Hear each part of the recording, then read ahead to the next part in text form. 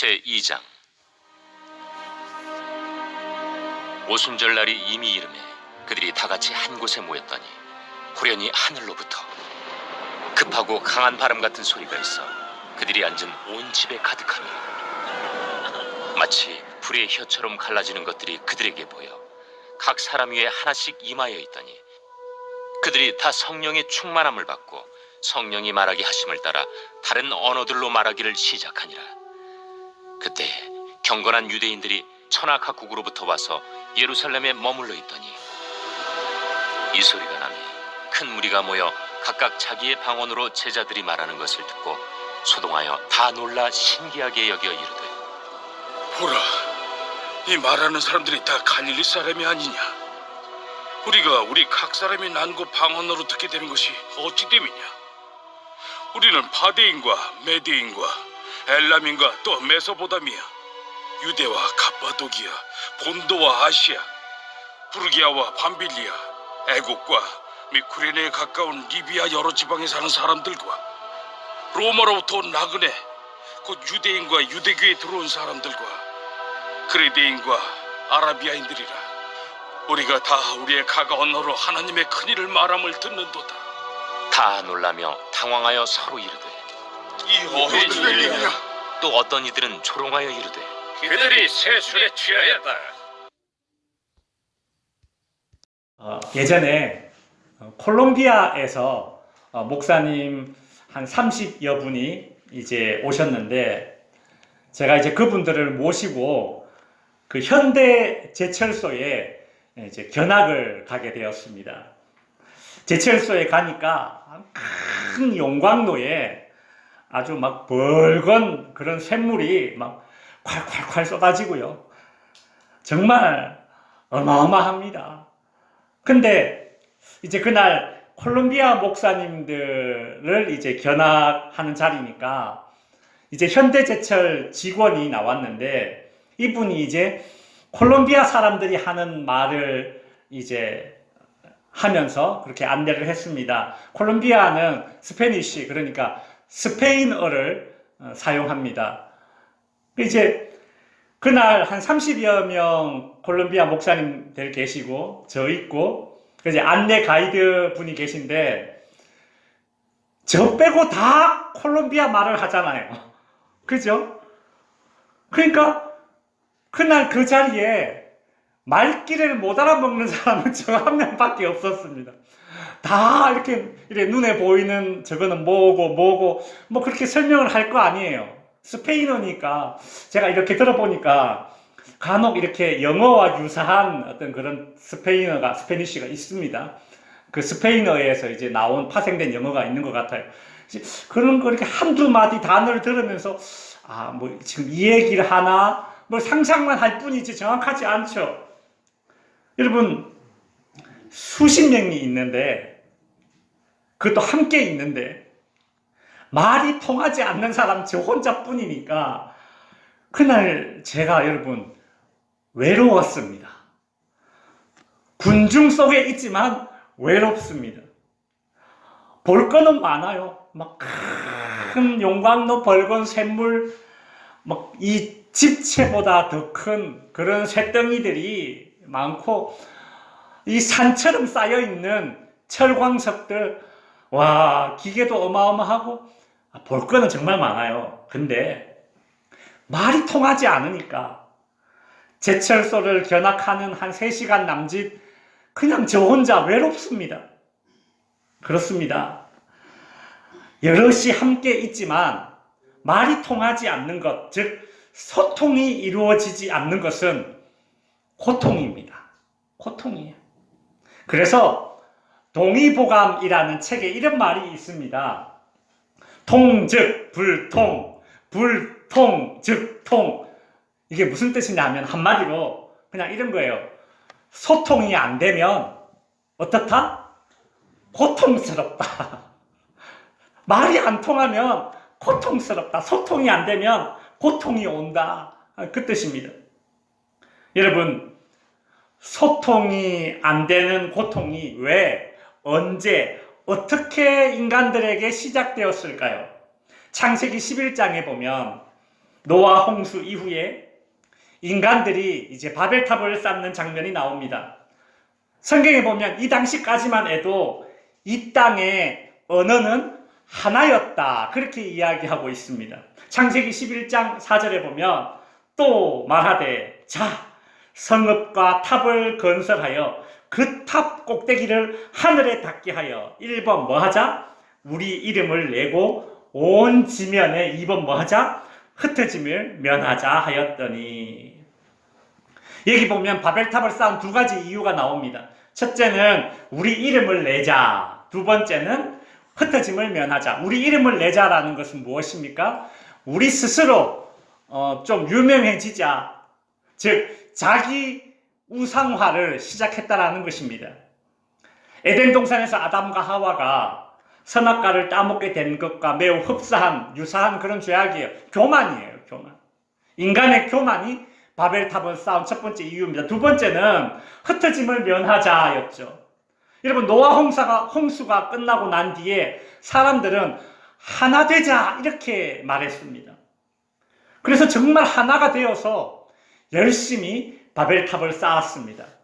여러분, 보통 나뉘자, 하지 말자 이런 말보다는 하나 되자, 하나 되어서 뭔가 해보자라는 말이 좋은 것 아닙니까? 그렇죠. 근데 왜 하나님께서는 하나 되는 열심을 냈던 이 바벨탑 사건을 심판하셨을까요? 바벨탑을 쌓은 사람들이 왜 흩어짐을 면하자, 이 흩어짐을 면하자라는 말은 하나 되자 그 뜻 아닙니까? 왜 하나 되자라고 말했던 이 바벨탑 쌓은 사람들을 하나님은 심판하셨을까? 노아 홍수 이후에 창세기 9장 7절에 보면 하나님께서 인간들에게 이런 명령을 내리십니다. 너희는 생육하고 번성하며 땅에 가득하여 그 중에서 번성하라 하셨더라.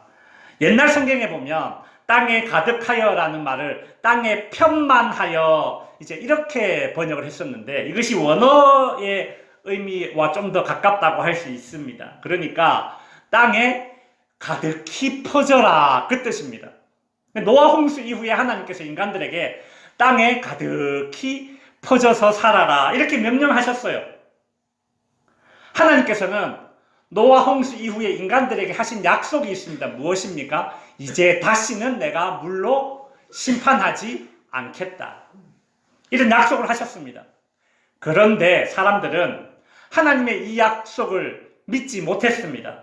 아니야. 예전처럼 우리 조상들처럼 말이지 물로 또 심판을 받아도 우리는 살아남아야 돼. 사람들은 하나님의 명령에 이제 불복종하기로 마음먹고 우리가 흩어짐을 면하자, 뭔가 이렇게 열심을 내고 하나가 되었던 것이죠. 그래서 자신들의 그 하나 된 힘을 보여주고 하나님의 말씀에 불순종하면서 우리가 하나님께 한번 저항해보자, 우리 하나 되어서 바벨탑을 높이 한번 쌓아보자, 그렇게 단결력을 발휘하기 시작했습니다. 여러분, 하나 되는 것은 좋은 일입니다. 그러나 바벨탑 사건 때에 인간들이 흩어짐을 면하자, 즉 하나 되자라고 했던 것은 땅에 가득히 퍼져 살아라, 이제 다시 물로 심판하지 않을 것이야 라는 이 하나님의 말씀을 믿지 못하고 땅에 가득 퍼져 살아라 라는 이 하나님의 말씀에 맞서기 위한 그런 하나됨이었습니다. 즉 하나님이 원치 않는 하나됨이었다는 것이죠. 여러분, 하나님이 원치 않는 하나됨도 있다는 것을 우리는 알게 됩니다. 결국 하나님은 어떻게 하셨습니까? 창세기 11장 7절에 보면 하나님이 이렇게 말씀하십니다. 자, 우리가 내려가서 하나님 스스로에게 말씀하시죠. 하나님은 삼위일체의 하나님이시죠. 그죠? 그래서 이렇게 말씀하십니다. 자, 우리가 삼위일체 하나님, 우리가 내려가서 거기서 그들의 언어를 혼잡하게 하여 그들이 서로 알아듣지 못하게 하자 하시고, 하나님은 바벨탑을 쌓고 있는 인간들의 언어를 혼잡하게 하셔서 그 사람들이 서로 상대방의 말을 알아듣지 못하게 하셨습니다. 마치 현대제철에 전학간 콜롬비아 사람들 속에 혼자 있는 저처럼 상대방이 하는 말을 알아듣지 못하는 것이죠. 여러분, 바벨탑을 쌓는데 말귀를 서로 알아듣지 못합니다. 말이 통하지 않습니다. 망치를 달라 하는데 못 알아들으니 못을 줄 것이고, 흙을 달라 하는데 못 알아들으니 돌멩이를 줄 것이고. 여러분, 이게 바벨탑 공사가 되겠습니까? 사람이 서로 말이 통하지 않을 때, 즉 소통되지 못할 때의 그 답답함, 말이 통하지 않을 때의 그 답답함은 인간이 저지른 죄에 대한 심판입니다. 여러분, 우리가 창세기 3장 이런 거 보면서 노동의 수고, 해산의 수고 이런 것만 죄의 심판의 결과로 아는데 아니에요. 말이 통하지 않으면 답답하잖아요. 이것 또한 심판의 결과입니다. 제가 예전에 우리 한 3년쯤 됐나요? 우리 교회 이제 바깥에 이렇게 리모델링 공사를 했지 않습니까? 그때 이제 공사를 할 때 제가 옆에서 이렇게 좀 지켜보니까 같은 한국말을 해도 말귀를 못 알아들으니까 자기네들끼리 막 답답해해요. 사장님이 이제 한날은 직원에게 일을 맡겨놓고 오후에 이제 잠깐 자리를 비워놓고 이제 돌아와 보니까 그 직원이 사장님 생각대로, 사장님 말한 대로 그렇게 일을 해놓지 않았습니다. 그러자 그 사장님이 딱 보더니 에이 다시 뜯어 다시 해. 그래가지고 그걸 다주 뜯어 다시 하더라고요. 제가 그 모습을 보면서 같은 한국말을 분명히 주고받았는데 서로 못 알아듣고 있으니, 외국말도 아니고 말이죠. 그러니 참 일이 안 되는구나, 다시 해야 되는 그런 수고가 있구나, 그런 생각이 들었습니다. 여러분, 그래요. 같은 한국말도 말귀를 못 알아들으면 이렇게 답답하고 애를 써야 되는데, 바벨탑이라는 그 큰 공사를 하는데 같은 한국말이 아니라 그냥 언어가 나뉘어져 버린 것입니다. 서로 다 각자 외국말을 하고 있으니 어떻게 이 큰 공사가 진행이 되겠습니까? 못하죠. 성도 여러분, 같이 모여서 같은 일을 하고 같은 목적을 가졌다 하더라도 하나님이 원하지 않는 하나됨이라면 불통이 심판으로 주어지는 것입니다. 반대로 소통되는 것은 하나님의 축복입니다. 그저 되는 것이 아니에요. 성도 여러분, 이 바벨탑 사건 이후에 인간들 사이에 말이 통하지 않는, 즉 서로 소통이 되지 못하는 상황은 인간들에게 좌절감과 상실, 고독, 허무와 같은 고통을 주게 됩니다. 여러분, 실제로 말이 통하지 않을 때 얼마나 답답하고 괴롭습니까? 직장에서 같이 일하는 사람이나 거래처 직원이 나하고 말이 통하지 않을 때, 소통이 안 될 때, 그때 얼마나 일 처리하기가 힘들고 답답합니까? 어떤 사람이 나에 대한 오해를 하고 있습니다. 그래서 내가 그 사람을 만나서 그게 아니야, 사실은 일이 이러이러해서 이러이러하게 된 거야 라고 내가 말하고 있지만 상대방은 내 말을 믿으려 하지 않습니다. 소통이 되지 않는 것입니다. 그때 여러분 얼마나 답답합니까? 진짜 소통이 되지 않을 때, 말이 통하지 않을 때 답답함이 언제입니까? 부모와 자녀 사이에. 내 뜻과 자녀의 뜻이 서로 다를 때, 내가 아무리 설명을 하고 설득을 해도 이 말이 통하지 않을 때 진짜 미치고 환장하고 팔짝 뛰는 게 그런 거 아니겠습니까? 그죠? 인간 세상에서 소통이 안 되니 고통이 오는 것입니다. 그런데 오늘 우리가 읽었던 사도행전 2장 본문에서 이 소통이 안 되는 고통이 치유되는 사건이 발생합니다. 바벨탑 사건으로 인해서 인간 세상에 내려졌던 이 말이 통하지 않는 불통의 심판이 회복되는 역사가 일어납니다. 사도행전 2장 1절에 보면 오순절 날이 이미 이름에 그들이 다 같이 한 곳에 모였더니, 오순절은 유대인들의 가장 큰 명절인 이 6월절이 지나고 50일 지난 날이 이 오순절이에요. 그러니까 이 오순절도 유대인들의 명절 가운데 한 날입니다. 이 오순절 명절에 그들이 다 같이 한 곳에 모였습니다. 여러분, 많은 사람이 한 곳에 모였습니다. 바벨탑을 쌓을 때도 많은 사람이 한 곳에 모여서 바벨탑을 쌓다가 서로 소통되지 못하는 그런 심판을 받았죠. 이번에도 보면 많은 사람들이 다 같이 한 곳에 모여 있답니다. 그렇죠? 사람들이 많이 모여 있다면, 사람들이 많이 모인 곳에서는 소통이 잘 되지 않는 그럴 확률이 높아지겠죠. 그렇죠? 그런데 이날은 달랐습니다. 왜요? 사도행전 2장에서 사람들이 다 같이 한 곳에 모인 이곳은 바로 교회였기 때문입니다. 그리고 이날의 교회에 예수님께서 약속하신 성령께서 임하셨습니다. 여러분, 사도행전 2장 2절, 3절, 4절에 나오는 오순절 성령 강림의 장면을 우리가 좀 살펴볼 텐데요. 뭔가 독특한 공통점이 있습니다. 2절에 보면 호련히 하늘로부터 급하고 강한 바람 같은 소리가 있어 그들이 앉은 온 집에 가득하며 라고 되어 있죠.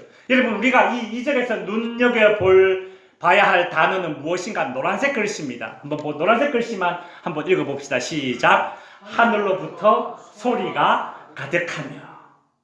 하늘로부터 내려온 소리가 가득했습니다. 여러분, 하늘로부터 내려온 소리는 뭘까요? 하늘로부터 들려오는 소리는 뭘까요? 그것은 다름 아닌 하나님의 말씀입니다. 마태복음 3장 17절에 보시면 이와 유사한 말이 또 나옵니다. 마태복음 3장 17절은 예수님께서 요단강에서 세례를 받으실 때의 장면인데요. 하늘로부터 뭐가 있어요? 소리가 있어. 말씀하시되 이는 내 사랑하는 아들이요 내 기뻐하는 자라. 그러니까 하늘로부터 들리는 소리는 하나님의 소리, 하나님의 말씀이고 그 하늘의 소리, 하나님의 말씀에는 하나님의 뜻이 담겨져 있습니다. 예수님을 향해서 야, 이 예수가 바로 내 아들이다. 하나님의 뜻이 지금 전달되는 거 아닙니까? 여러분, 오순절 성령 강림의 사건 때의 중요한 점은 무엇인가 하면 하나님의 말씀, 하나님의 뜻이 모여있는 사람들에게 들려졌다. 즉 전달되었다, 전해졌다라는 것입니다. 즉, 교회는 모여있는 사람들, 이 교회는 모인 사람들에게 어떤 소리, 어떤 말이 전해져야 하는가? 하나님의 말씀, 하나님의 뜻이 전해져야 하는 장소가 바로 교회라는 것이죠. 여러분, 이거면 됩니다. 뭐가 또 다른 필요한 게 있겠습니까? 그죠? 근데 사람들은 이 성령 강림 사건을 오해를 합니다. 우리가 2절에서 주목해서 봐야 할 단어는 무엇이었습니까? 하늘로부터 소리가 들렸다라는 것이죠. 하나님의 소리, 하나님의 말씀, 하나님의 뜻이 전달되었다라는 것입니다. 근데 사람들이 오해를 합니다. 2절에서 어디에 주목을 하느냐 하면 오순절 성령 강림 사건 때 바람 같은 소리가 났다. 여기에 집중을 하고 있습니다. 바람 같은 소리. 그래서 여러분, 어떤 부흥사분들은 기도할 때 일부러 마이크에다 대고 이렇게 하는 거예요. 기도할 때 자기도 기도하지 말라고 바람 소리를 내고 있습니까? 그럴 필요가 없는 것이죠. 엉뚱한 곳에 집중하고 있습니다. 말할 때 없고 믿습니까? 이래 할 필요 없다는 겁니다. 제가 뭐 그렇게 해서는 안 된다는 뜻이 아니라 그럴 필요가 없다라는 거예요. 듣기에 귀가 불편하잖아요. 그냥 믿습니까? 이렇게 물어보면 되잖아요. 왜 믿습니까? 이럽니까? 바람 소리가 왜 나옵니까? 뭐 치아를 교정을 하든지요. 아니에요. 일부러 그럴 필요가 없다라는 겁니다. 여러분, 성령의 역사는요, 이상한 바람 소리의 역사가 아니라 하늘로부터 들려지는 소리, 하나님의 말씀, 하나님의 뜻이 들려지고 하나님의 뜻을 발견해 나가는 그것이 성령의 역사입니다. 아멘. 예배예요.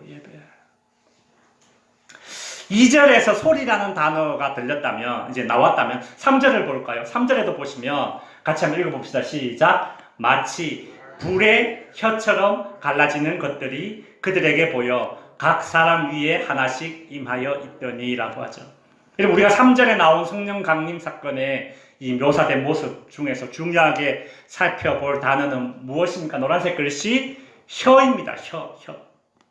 여기 보면 입이라고 하지 않고 혀라는 단어를 썼죠. 입은 먹는 것을 강조할 때 쓰는 단어이고 혀는요 말하는 것을 강조할 때 쓰는 그런 단어입니다. 그래서 나쁜 말을 하고 이렇게 감언이설을 하면 뭐라고 해야 합니까? 그 새치혀를 내가 말이야 막 그렇게 하잖아요. 그죠? 혀 말을 할 때 말을 강조할 때 사용하는 겁니다.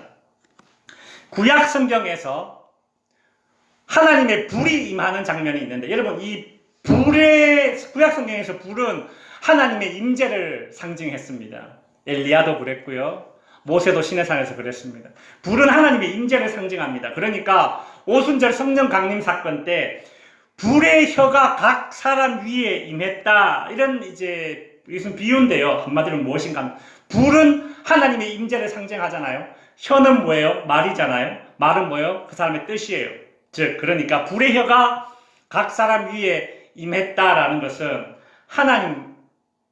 하나님께서 이제 하나님의 불의 혀, 그러니까 하나님의 혀, 즉 하나님의 말씀이 각 사람 위에 어떤 한 사람에게만이 아니라 거기 모인 모든 각 사람 위에 다 임했다라는 뜻입니다. 또 다른 의미는 성령을 받은 사람들은 이 혀를 통해서, 즉 말을 통해서 하나님의 일, 즉 복음을 전달하게 될 것이다라는 사도행전에 이제 앞으로 벌어질 일들을 미리 예고하는 것입니다. 그런데 사람들은 또 이 성령의 역사를 또 엉뚱하게 또 오해를 하죠. 혀에 집중하지 않고 어디에 집중할까요? 불에 집중하죠. 그래서 성령 충만은 뜨거워야 된다. 이제 불 받으니까 뜨겁죠. 불 받아서 뜨거운 게 아니라 불을 왜 받습니까? 성령 충만해서 뜨거운 거죠. 왜 뜨겁습니까? 여러분 굳이 뜨겁게 기도해야지 불 받은 것이 아니라 밖에 나가서 뜨겁게 한번 노래해 보십시오. 몸에서 열납니다. 몸에서 열나는 거랑 성령 충만에 구분하셔야 됩니다. 이게 안 돼요. 이게 불에 집중하는 것이 아니라 혀에 집중해 보세요. 오순절 성령 강림이 강조하는 것은 2절에서는 소리였고 3절에서는 혀였습니다. 이거 전부 다 소리, 혀 전부 다 말과 관련되어져 있습니다. 4절에 보면 이제 정확하게 알 수 있죠. 4절에 보시면 그들이 다 성령의 충만함을 받고 성령이 말하게 하심을 따라 다른 언어, 즉 외국어들로 말하기 시작하니라. 여기 보면 말이라는 단어가 몇 번 나옵니까? 2번 연속 나옵니다. 근데 중요한 것은 성령을 받은 사람들이 말을 했는데 중요한 것은 내가 하고 싶은 말을 한 것이 아니라 성령이 말하게 한 것을 말했다는 것이 중요한 것이고 또 하나는 어떤 말을 했느냐 그 말의 내용인데 그 내용이 여기서 보시면 다른 언어 즉 외국어로 말하기 시작했다라는 것이 사도행전 2장에 나오는 방언의 중요한 대목입니다. 여러분 이때가 오순절이라서 온 천하에 그러니까 외국에 흩어져 살고 있는 유대인들이 절기를 지키기 위해서 이제 남자들은 다 와야 됩니다. 자기도 오고 자기 아들, 자녀들 데리고 이제 예루살렘에 모여 있었습니다. 이 유대인들은 외국에 나가 살고 있는 외국인이니까 당연히 외국말 하겠죠. 여러분 미국에 나가서 한 10년 살면 하면서 이제 영어를 하지 않습니까? 영어 반, 한국어 반 막 섞어가면서 말하죠. 근데 미국에서 태어난 한국인들은 이제 영어를 더 잘하겠죠. 이와 같은 거예요. 외국에 살고 있던 유대인들이 이제 예루살렘에 왔는데 거기에 어떤 일이 있었느냐? 예수님의 제자들이 이제 그 예수님을 따르던 무리들, 즉 교회에 모여서 성령을 받고 외국어로 말을 하기 시작하니까 그 상황을 지켜보고 있던 외국에 살다가 온 유대인들이 깜짝 놀랐습니다. 여러분 7절에 보시면 다 놀라 신기하게 여겨 이르되 보라 이 말하는 사람들이 다 갈릴리 사람이 아니냐? 8절 우리가 우리 각 사람이 난 곳 방언으로 듣게 되는 것이 어찌 됨이냐? 여러분, 예수님의 제자들은 외국에도 한번 가본 적이 없는 사람들입니다. 누구에게 외국어를 배워본 적도 없습니다. 그런데 성령의 역사로 이날 오순절에 외국어로 말을 하기 시작했고, 이 제자들이 외국어로 하는 말을 외국에 살다가 그날 예루살렘에 온 유대인들이 알아듣기 시작했다라는 겁니다. 여러분, 그래서 오늘 이 사도행전 2장에 나오는 방언과 뒤에 이제 고린도서 갈라디아서 이런 데 나오는 방언과는 구별을 해야 되는 거예요. 이 사도행전 2장에 나오는 방언은 순수 외국어입니다. 외국 사람들이 들으면 알아듣고 통역할 수 있는 그런 외국어예요. 여러분, 말이 통하기 시작한 것입니다. 말이 통하기 시작한 거예요. 즉, 소통이 가능해진 것입니다. 창세기 11장에서 사람들이 모여서 하나님에게 맞서기 위해서 바벨탑을 쌓다가 말이 통하지 않는 그런 심판을 받게 되었지만, 그러나 사도행전 2장에 와서 이제 사람들이 교회에 모여서 하나님의 말씀을 듣다가 성령이 임할 때에 말이 통하지 않는 그 심판이 회복되는 역사가 일어났다라는 것입니다. 말씀을 이제 정리해 보겠습니다. 여러분, 우리가 교회가 무엇인가, 지금 교회론을, 사도행전에 나오는 교회론을 이제 배우고 있는데요. 지난주, 지지난주 계속 교회란 이래야 한다, 저래야 한다, 하나 되어야 한다, 기도에 힘써야 한다. 그죠? 여러 가지를 배웠습니다.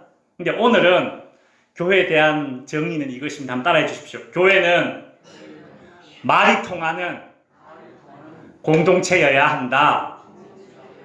여러분, 교회에서는 말이 통해야 됩니다. 오해하지 마십시오. 말이 통해야 된다. 이 말은 이것이 상식적으로 그렇게 좀 통일하자, 그런 주장이 아닙니다. 오순절 성령 강림 사건은 두 가지의 결과를 가져왔습니다. 첫째는 11절에 보면 우리가 다 우리 각 언어로 하나님의 큰 일을 말함을 뭐한다? 듣는도다. 또 다른 하나는 13절이죠. 또 어떤 이들은 조롱하여 이르되 그들이 세술에 취하였다 하더라. 그래서 여러분, 오순절 성령 강림 사건으로 인해서 두 가지 결과가 나왔어요. 한 부류의 사람들은 오순절 성령 강림 사건으로 인해서 언어가 회복되니까, 즉 제자들이 하는 말을 알아들을 수 있게 되니까, 말이 통하니까 하나님의 큰 일, 즉 복음을 들을 수 있게 되었다라는 것입니다.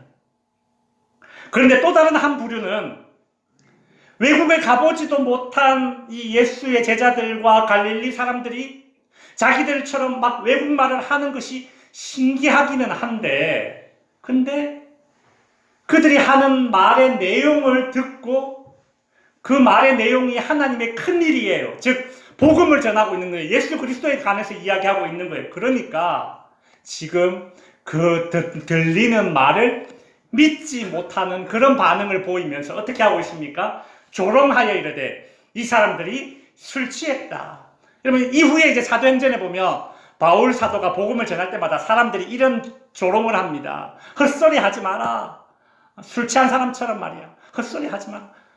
헛소리로 여겨요. 이것이 복음을 대하는, 복음의 그 뜻을 알지 못하는, 복음을 믿지 못하는 사람들이 복음을 듣고서 보이는 반응 아닙니까? 한국말을 못 알아들어서 그렇게 합니까? 아니에요. 제자들이 하는 방언, 이 외국어를 못 알아들어서 술 취했다고 조롱한 게 아닙니다.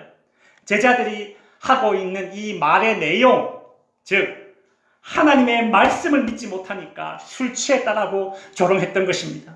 여러분, 이것은 여전히 불통의 상태입니다. 영적으로 불통의 상태입니다. 같은 언어를 사용해도, 즉 상식이 있어도 말이 통하지 않는 그런 세상이 이제 열려버린 것입니다. 그렇다면 교회는 어떻게 말이 통하는 공동체가 될 수 있는지를 이제 적용으로 내리면서 말씀을 마치고자 합니다. 첫 번째로 띄워주세요. 교회는 한번 읽어볼까요? 시작. 하늘로부터 들리는 소리, 하나님의 말씀을 들어야 말이 통한다. 여러분, 교회는요 상식으로 하나 되는 것이 아니라 예배로 하나 됩니다. 예배로 하나 될 수 있어요. 하나님의 말씀을 듣고 하나님의 뜻을 알아야 말이 통하는 공동체가 되는 것입니다. 여러분, 장로교, 감리교, 순복음, 성결교, 교단은 다 다르고 또 이 교회, 저 교회, 교회는 달라도 예배 잘 드리고 하나님 말씀 잘 듣는 사람은 어디 교단에 가도 어느 교회에 가도 다 소통되는 사람으로 살아갑니다. 예배 똑바로 안 드리고 하나님의 말씀 안 듣고 하나님의 뜻을 모르니까 장로교는 어떻다, 순복음은 어떻다 구분하기를 좋아하고 이 교회는 어떻네, 저 교회는 어떻네 그렇게 나누기를 좋아하는 불통의 사람이 되는 것입니다. 하나님의 말씀을 듣고 하나님의 뜻을 알면 어딜 가든 말이 통하는 소통의 사람이 되는 것이죠. 교회는 어떻게 말이 통하는 공동체가 될 수 있는가? 두 번째입니다. 같이 한번 읽어보겠습니다. 시작. 성령이 하게 하는 말, 하나님의 큰 일을 말해야 말이 통한다. 여러분, 교회는요, 하나님의 큰 일을 말해야 말이 통하는 공동체입니다. 이게 무슨 뜻이냐면, 여러분, 바벨탑 사건을 한번 생각해 보십시오. 바벨탑을 쌓은 사람들은 어떻게 말했습니까? 자, 우리가 이렇게 하자, 우리의 이름을 내자라면서 자기의 큰 일을 말했습니다. 그때 말이 통하지 않는 심판을 받게 된 것이죠. 그러나 교회는 어떻게 해야 됩니까? 교회는 사람의 큰 일을 말해서는 안 됩니다. 내가 얼마나 큰가를 서로 말하지 않고 교회는 서로가 나의 큼을 말하는 것이 아니라 하나님이 얼마나 큰가, 하나님이 우리를 위해서 하신 일들이 얼마나 큰가, 하나님이 나를 사랑하심이 얼마나 큰가, 이것을 말할 때에 교회는 말이 통하는 공동체가 되는 것입니다. 바라기는 우리가 교회로 모일 때에 하늘로부터 들리는 소리, 하나님의 말씀을 들을 수 있기를 바랍니다. 우리가 교회로 모일 때에 봐라, 내가 이렇게 크다라고 말하기보다 성령이 하는 말, 하나님의 크심만 말할 수 있기를 바랍니다. 그래서 우리 덕지교회는 모일 때마다 말이 통하는 사람들이 됩시다. 모일 때마다 소통되는 사람들이 됩시다. 교회에서뿐만이 아니라 성도님들의 각 가정과 일터에서도 말이 통하지 않는 그런 답답한 고통이 아니라 시원한 소통의 역사가 일어나기를 주님의 이름으로 축원드립니다. 기도하겠습니다.